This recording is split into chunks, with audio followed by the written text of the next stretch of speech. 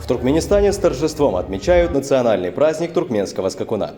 Главным центром празднования стал международный Ахалтыкинский комплекс. Этнографические экспозиции, представляющие разнообразие регионов Туркменистана, захватили внимание посетителей.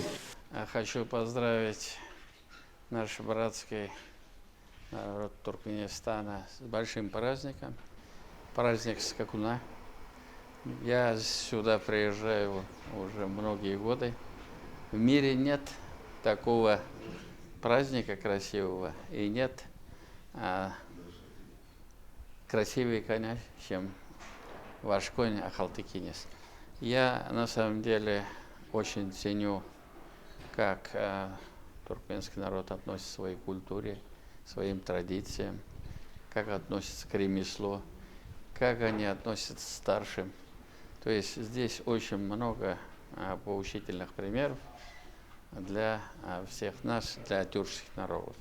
Я хотел бы, пользуясь возможностью, пожелать нашим братьям мира, согласия, процветания, ну и чтобы мы радовались вашим успехам. Музыкальные выступления добавили атмосферу праздника, а особое внимание уделялось скачкам, неотъемлемому атрибуту этого праздника. Соревнования включали в себя 8 захватывающих забегов на 1000 и 1800 метров, где участвовали десятки скакунов. Ахалтыкинцы, благодаря своему благородному виду и удивительным физическим способностям, считаются элитой. Их выносливость позволяет им выдерживать экстремальные условия от минус 30 до плюс 50 градусов Цельсия, а скорость бега достигает 80 км в час. Главный приз, учрежденный президентом Туркменистана, был разыгран в заключительном забеге. Победителем стал скакун Безерген, принадлежащий Ахалтыкинскому конному комплексу президента страны. Ему понадобилось 2 минуты 30 секунды, чтобы завоевать победу.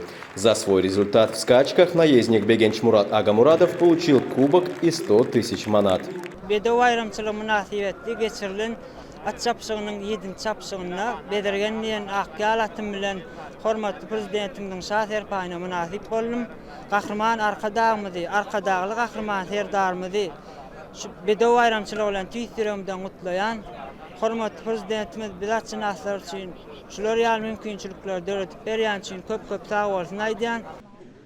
Международный Ахалтыкинский конно-спортивный комплекс открыт в 2011 году. Его площадь занимает 90 гектаров.